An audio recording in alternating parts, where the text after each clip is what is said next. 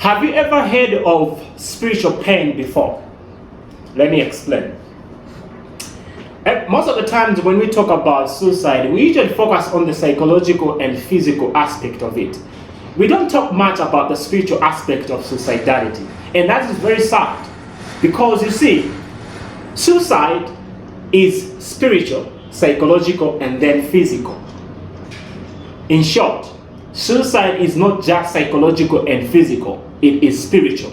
As a matter of fact, before a person takes a physical step, something has already happened in the spirit.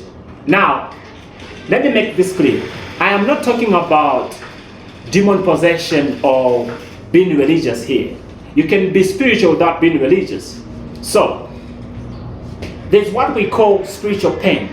Spiritual pain is actually the strongest one of the predictors of suicide. So what is spiritual pain and how does it show up in our life? Number one, meaninglessness in life. Feeling like you have no reason to live. That's a spiritual pain. Identity crisis. Perceived burdensomeness. You feel like you are a burden to yourself, to others, and your family. Like it would be better if you die than you living. That's spiritual pain.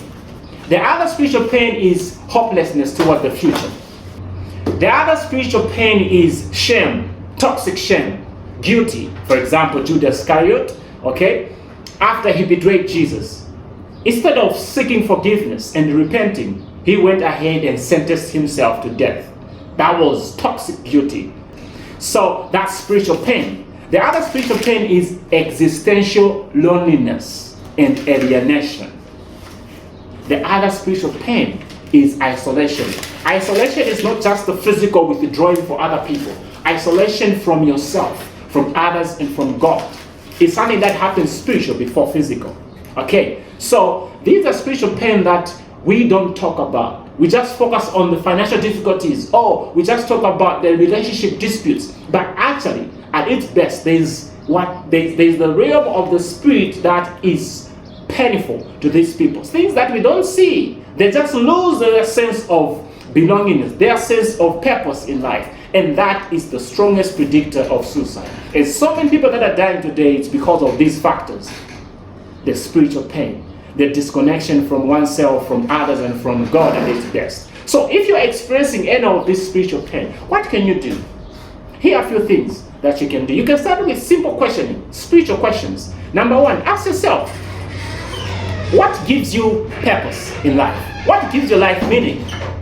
When was the last time you did something meaningful? And what was it like? Can you replicate that behavior? Okay, are there any spiritual or religious beliefs that are making you or helping you or are making it harder for you to go on living with your life? Okay, what you can do is feed on spiritual content.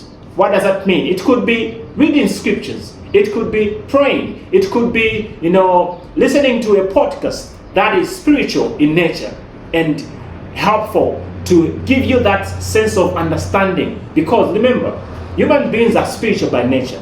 We are spiritual beings in a physical body. Therefore, most of the things that happen, they first happen in the spiritual realm. Okay, like I said, I'm not talking about demon possession here. I'm talking about that sense of connection with your higher self. Okay, do you believe in something greater than yourself? Others call it universe, others call it God, others call it the higher self, others, whatever. I am a Christian. I believe in God the Father, the Son, and the Holy Spirit. So that is what I believe in. I don't know about you. So do you believe in that? That also can give you a strong sense of purpose in life. The other thing you can do, try to join a spiritual support group where you can be, help in one way or another. The other thing you can do is seek spiritual counseling. If you belong to a church, for example, I do go to church. Like I said, I'm a Christian. So if you belong to a certain church, you can find to seek pastoral counseling. They can help you to grow spiritually. And by reading the scriptures, like I said, these are ways that you can do. The other thing is what we call to find yourself, lose yourself in the service of others. This is the very, very best way on how you can find that sense of meaning and purpose in life. Find something you can do for other people. It could be losing yourself in community activities so that you can be of help to people who are in need. Just by doing that, You are creating a sense of belongingness. You feel that you value because you are contributing and impacting someone's life out there. And that gives you purpose. And that brings about connection with yourself, with others, and also with God, because he said when you serve these children, when you serve his children, you're also serving God at that particular moment. It's simultaneous.